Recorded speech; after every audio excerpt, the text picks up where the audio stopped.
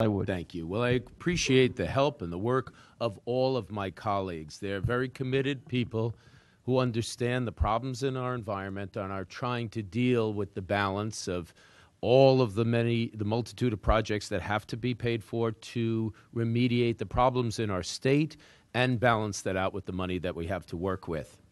The reason why I pushed to make a statement today, and I thank you so much, Chairman, because of the timing. We passed a law with each and every one of your help to force the DEC to put together a report on how to best respond to the Grumman Navy plume. This has been a tremendous problem in New York State, if not the worst, and I appreciate your time for that purpose. As a senior and veteran member of the New York State Assembly Environmental Conservation Committee, I am responding to the Hennessy, Durham, and Richardson Architectural and Engineering Remedial Options Report of July 2016. I was the initiator and sponsor of legislation A9492, which passed the Assembly with all of your help, thank you very much, unanimously, and passed the Senate almost unanimously with the help of our sponsor, Senator Kemp Hannon, who has proven over and over again that he cares tremendously about the quality of our water and the health not only of his constituents now, but people who will be living there long after we're all gone.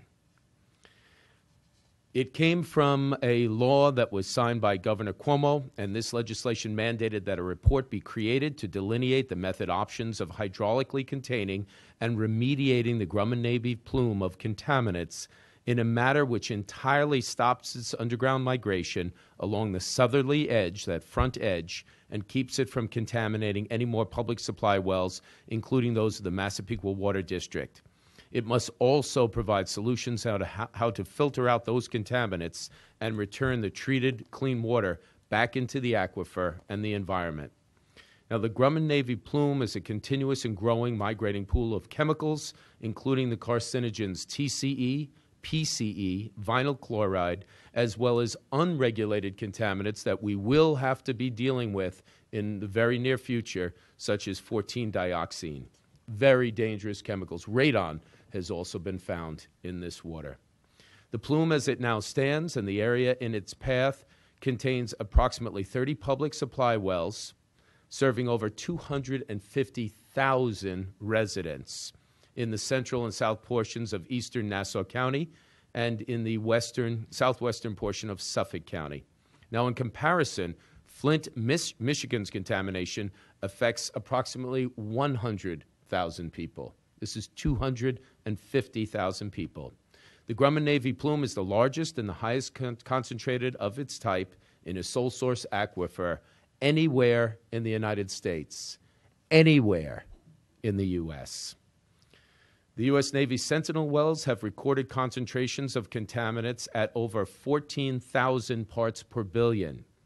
New York State and Nassau County's health departments limit the consumption of potable water to no more than 5 parts per billion. And yet we've found 14,000 parts per billion of these contaminants, not just at the location of the source in Bethpage, but at the furthest out fingers of this contamination. We were promised by the DEC that their work is based on their assumption that the contaminants would dilute. They have not diluted.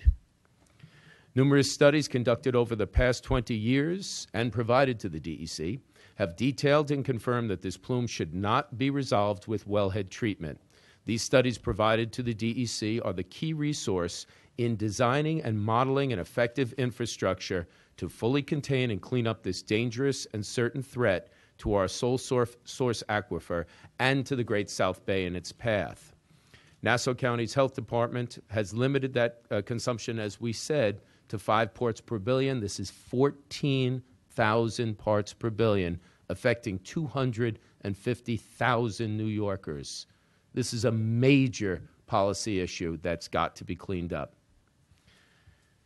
Now, one of the things I wanted to talk about is to present a letter to make sure that the DEC understands the position of many in the legislature. We put this letter together back in June. It was signed by the Assembly Environmental Conservation Chairman Steve Engelbright, and I thank you for your concern and your hard work, and for the Senate Environmental Conservation Chairman Tom O'Mara, and then by 130 members. And I won't read the whole thing, but I do want to let you know that it says this dangerous plume of chemicals and contaminants is continuing to migrate through Long Island's sole source aquifer and will reach and contaminate more public supply wells and the estuarine environment of the Great South Bay unless it is stopped. It can only be stopped one way, hydraulic containment.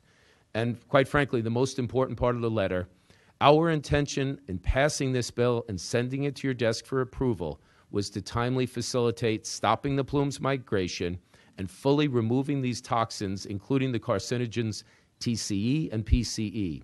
This letter calls for a report to be created which must focus on the utilization of hydraulic containment and state-of-the-art remediation practices to remove these contaminants without utilizing wellhead treatment.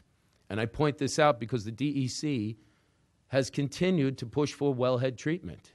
And when our water districts, and you'll be hearing from many of the water suppliers, both public and private today, who have a plethora of very interesting and important information.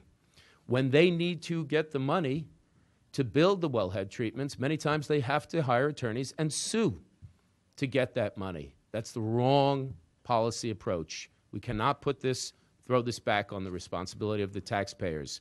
It's got to be paid by the responsible parties, including the United States Navy and Grumman. We urge you to encourage the Department of Environmental Conservation to expedite completion of this report and to build the facility, the design, construction, and operations before the plume reaches and contaminates additional public supply wells and the freshwater, intertidal, and shallow subtidal habitats that help define Long Island's South Shore communities. Thank you for the support of the law, and we hope that this correspondence clarifies our intentions and asks that this plume be fully remediated and removed from the Long Island aquifer system without compromise. This is the intention of the New York State Legislature in our letter to the governor. And we stress that the DEC begin that process immediately. The amount of money that has been spent thus far on testing, and it's been very important, and it has been paid for by the DEC, by Grumman, and by the Navy to their credit. But the amount of money that has been spent over decades is enough to have hydraulically contained this if they went forward with that method in the beginning when they first discovered the plume. So we've already spent enough that would have cleaned it up. And as we wait and drag our feet on this, the plume gets larger and wider. Many of my colleagues who advocate for their communities, including in New York City, and have done a wonderful job, passed bills in the Environmental Conservation Committee to utilize Long Island's aquifer water for their ever-growing needs. Now, we understand that. We are all working together to provide this life-sustaining resource. But it makes no sense to contaminate more wells that can be shared with others. We've worked with the water suppliers, and they are amenable to a discussion whereby they utilize the water in the uncontaminated areas and share it with those in the contaminated well areas while we work together to get this cleaned up. It's important to know that the extraction wells, and basically in response to the report, should be a combination of extraction wells. We've been told they're very expensive to do the taking and buying of this private property. You don't have to do that.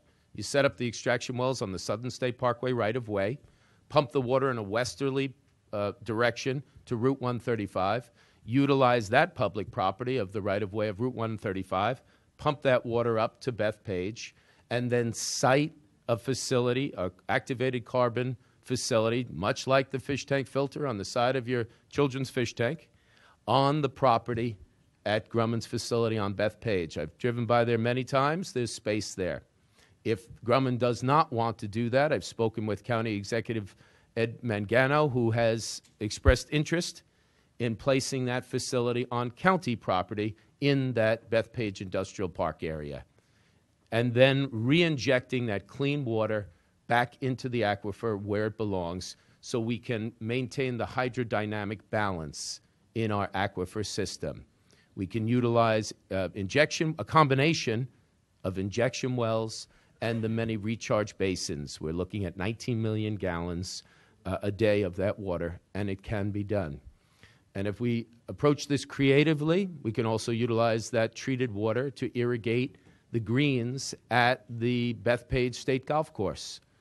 And we can attract businesses, because my colleagues are experts at economic development. We can attract businesses that utilize water. Chip manufacturers is one of many examples to have no cost or low cost clean water for their manufacturing and boost our economy in the process.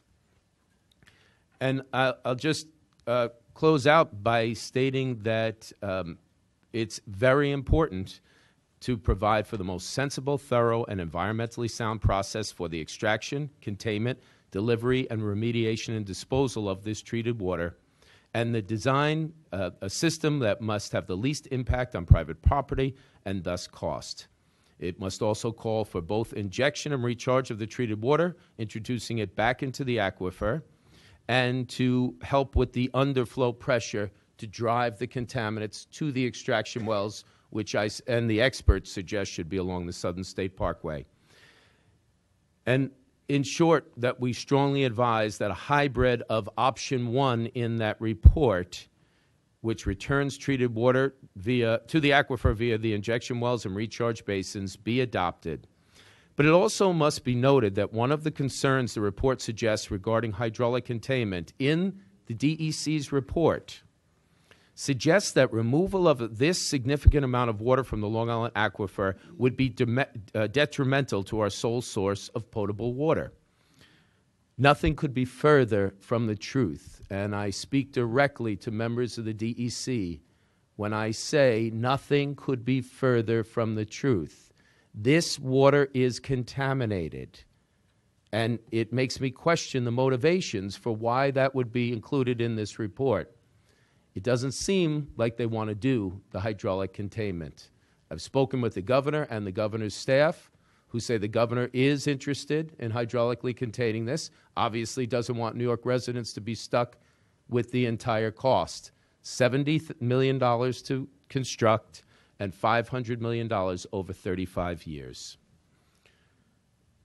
So the significant data is here to support. You'll hear from others today in their testimony, and that if this plume is left uncontained, it will not only contaminate more public drinking wells, but will significantly affect the negative impact of the Great South Bay, where we are spending millions of dollars to reduce nitrogen, where we've denied so many different access and so many projects because of its effect on the Great South Bay, only to let it be destroyed by the Grumman Navy plume. This is very important, and it should be priority 1. I want to close by thanking my colleagues in leadership, thanking all of my colleagues in the Assembly and the Senate, because you have been extremely supportive of this issue, and now is the time to act without wasting another moment. Thank you, Mr. Chairman, for letting me speak to this issue, and I hope that we can partner with all of the parties and get a hydraulic containment facility built as soon as possible. Thank you for your statement. We have some questions. Let me begin with